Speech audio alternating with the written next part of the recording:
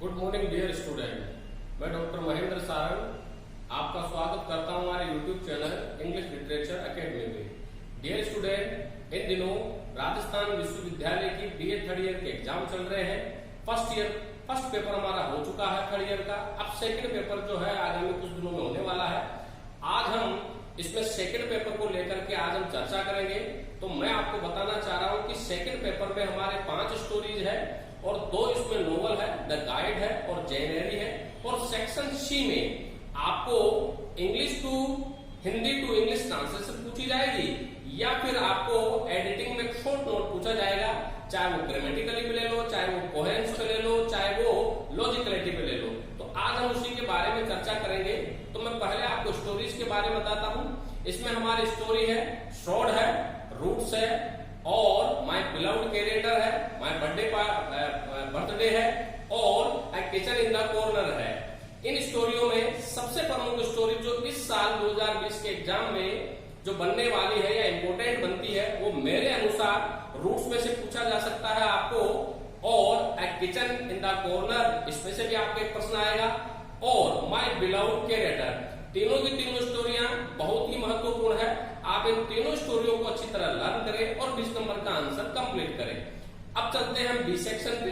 तो dear student, B section में the guide है और जैन एरी है। डियर स्टूडेंट, मैं आपको बताना चाहूंगा, गाइड आर के नारायण के द्वारा लिखा गया बहुत ही फेमस नोवेल है और बहुत अच्छी कहानी है।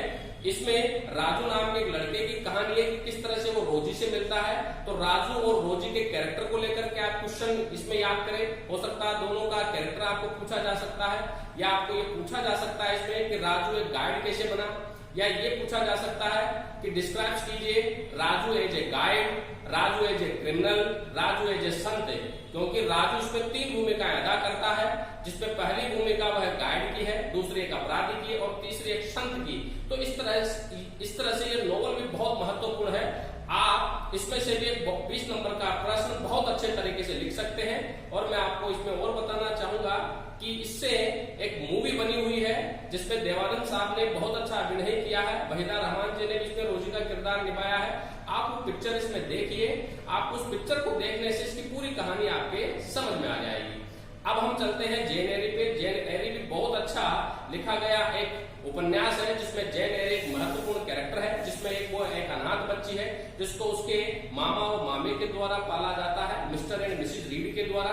लेकिन मिसिज रीड के द्वारा सौतेला व्यवहार होने की वजह से उसे बोर्डिंग स्कूल में डाल दिया जाता है, और किस तरह से वो बोर्डिंग स्कूल में भी वहां पर कैसे प्रताड़ित रहती है और किस तरह से वो अपनी शिक्षिका मिसिज टेम्पल के माध्यम से, अन्य शिक्षिकाओं के माध्यम से वो खुद भी शिक्षिका बनती है।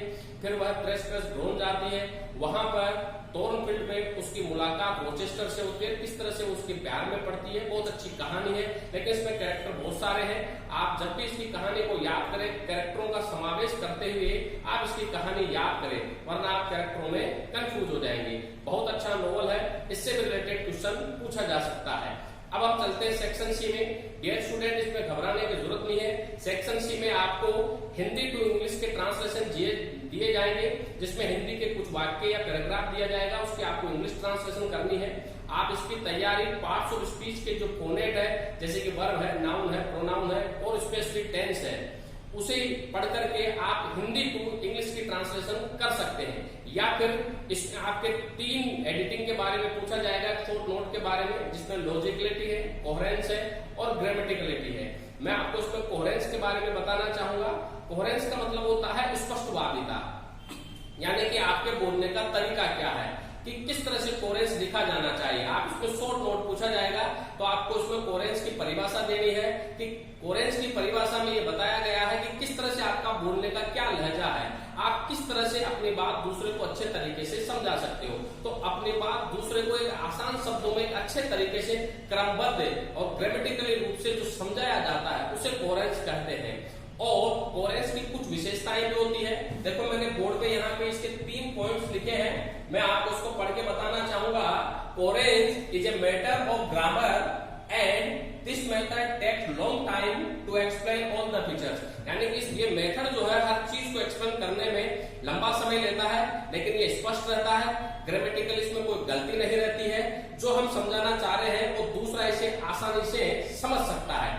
और इसमें विषय की प्रधानता होती है। व्यक्ति जो विषय दिया गया है उसी पर बोलता है, उसी के इर्द गिर्द वह सारी बातें हमें समझाता है। तो समझने वाला व्यक्ति जो है बड़ी आसानी से समझ सकता है। तो मैं आपको जो समझाने का जो मेरा वे है वो ये है कि कोरेंस में आपका समझाने का तरीका दूसरे का कैसा है उस चीज को बताया गया है। इसी में सेकंड देखो, सेकंड बताया, सेकंड पॉइंट है कि people write fairly coherent sentence even if their grammar is not perfect. कई लोग जो है वो कोरेंट सेंटेंस अच्छी तरह से लिखते हैं, हालांकि उनकी ग्रामर अच्छी नहीं होती है, लेकिन फिर भी अच्छी तरह से वो लिख पाते हैं। यानी कि कई लोग पढ़े लिखे इतने नहीं होते हैं, लेकिन फिर भी उनका समझाने का तरीका, बोलने का लहजा जो है इतना मनोभावी रहता है कि दूसरा आदमी आसानी से उसे समझ जाता है, क्योंकि उन्हें उस चीज का अनुभव होता है। और कोहेरेंट में इसी चीज को बताया जाता है। और थर्ड है when you right coherent message, जब आप कोहेरेंट मैसेज लिखें you should write it correct, तो आप इसे करेक्ट लिखें। यानी कि इसमें जो आपको आए आप उसी पे फोकस करें, आप अन्यथा ऐसे किसी शब्द को जोड़े नहीं जिससे दूसरा व्यक्ति कंफ्यूज हो।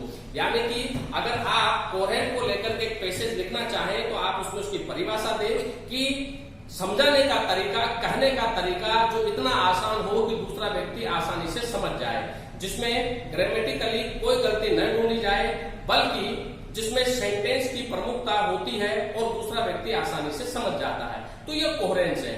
आप इसके बारे में कम से कम 60 से 80 वर्ड के बारे में लिख सकते हैं, क्योंकि इसमें 3 है, लॉजिकलिटी, कोहेरेंस और ग्रामेटिकलिटी। इसमें तीनों में से आपको 2 के बारे में लिखना है। अब मैं चलता हूं ग्रामेटिकलिटी में। तो यह एक व्याकरण की भाषा है, यानी कि वह व्याकरण की भाषा जिसमें हम किसी भी शब्द को लिखते हैं तो ग्रामेटिकली सही होना चाहिए। यानी कि आप जो भी लिखें या बोले वो ग्रामेटिकली करेक्ट होना चाहिए, जिसमें पार्ट्स ऑफ स्पीच आते हैं। पार्ट्स ऑफ स्पीच के दौरान आप noun, pronoun, verb, preposition, tense, ये सारी चीजें आप आसानी से समझें और ग्रामेटिकली रूप से इन शब्दों को सही तरीके से जमाते हुए आप अपने वाक्य लिखें। यानी कि सीधे लफ्जों में व्याकरण का वह तरीका जिसमें हम व्याकरण के व्याकरण के जो अवयव होते हैं उन्हें सही तरीके से क्रमबद्ध लिखते हुए अपनी बात समझाने का जो तरीका होता है वो ग्रामेटिकलिटी होता है, जिसमें हम पार्ट्स ऑफ स्पीच पर मुख्य फोकस देते हैं, जैसे कि वर्ब है क्रिया के बारे में, नाउन प्रोनाउन जो सब्जेक्ट ऑब्जेक्ट के बारे में, एडजेक्टिव क्या होता है, एडवर्ब क्या होती है,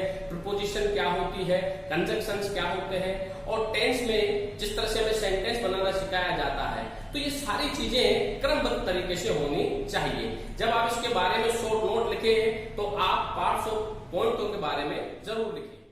डियर स्टूडेंट, ये आपके जो है वो एक लॉन्ग क्वेश्चन के रूप में पूछा जाएगा और बहुत इजी है, बहुत आसान है। आप इन्हें अपने विकिपीडिया पर जाकर के भी इन्हें आप देख सकते हैं, समझ सकते हैं। केवल एक शॉर्ट नोट लिखाया जाएगा, यानी कि 60 से 80 वर्ड में। तो ग्रामेटिकली को आपको लिखने में ज्यादा वो नहीं आएगी। आप जब इसे शुरुआत करें लिखने का तो आप यही बताएं कि जिसमें व्याकरण के तर्कों को आधारभूत मानकर के लिखने और बोलने का जो तरीका होता है हम उसे ग्रामेटिकलिटी में लिखते हैं, जिसमें व्याकरण के सभी फोनेट्स को सही माना जाता है और उसी के आधार पर स्ट्रक्चर बनाते हुए लिखा जाता है। लेकिन कोहेरेंस में इसका उल्टा होता है। ग्रामेटिकली आपका सही हो या न हो, लेकिन आपका बोलने का, समझाने का जो लहजा है वो बिल्कुल इजी और आसान होना चाहिए, जिससे व्यक्ति आसानी से समझ सके। तो आप इन दोनों के बारे में शॉर्ट नोट लिख सकते हैं। बहुत अच्छा प्रश्न है, बहुत इंपॉर्टेंट है। अगर आपको इसमें डिफिकल्टी होती है तो आप हिंदी टू इंग्लिश ट्रांसलेशन कर सकते हैं। हिंदी टू इंग्लिश ट्रांसलेशन के लिए भी आपको verb, tense, noun, pronoun, preposition, adjective, adverb इनके बारे में समझना होगा, क्योंकि जब हम सेंटेंस लिखेंगे उसका स्ट्रक्चर बनाएंगे तो ये चीजें उसमें काम में आती है। इस तरह से आप इसमें अच्छे नंबर प्राप्त कर सकते हैं। एग्जाम के दौरान इन्हें लेकर के आप कंफ्यूज न रहे और आसानी से इन प्रश्नों का आंसर दें। कम से कम 60 से 80 वर्ड में आप इनके बारे में जरूर लिखें। इस तरह से आप अपना पूरा आंसर कंप्लीट कर सकते हैं। तो आप जिस तरह से मैंने बताए हैं उन्हीं प्रश्नों को आंशिक रूप से याद करें और देखें। मेरे अनुसार इस वर्ष जो महत्वपूर्ण बनते हैं वो मैंने आपको बताया है, जिसमें गाइड है, जैन एरी है, रूट्स है, माय बिलव्ड कैरेक्टर है और ए किचन इन द कॉर्नर है। अच्छे प्रश्न हैं, इनमें से जरूर प्रश्न आएंगे और आप इन्हें अच्छे तरीके से जरूर याद करें, क्योंकि मेरे संभावना के अनुसार मुझे पिछले वर्षों के पेपर के अध्ययन से जो मुझे अनुमान लगता है उसके अनुसार ये सारे प्रश्न इंपोर्टेंट हैं। आप पूरे सिलेबस को देखें लेकिन इनके ऊपर विशेष ध्यान दें। आई होप आप अच्छे नंबर प्राप्त करें, यही मेरी आशा है। बहुत बहुत धन्यवाद। Thank you very much dear student.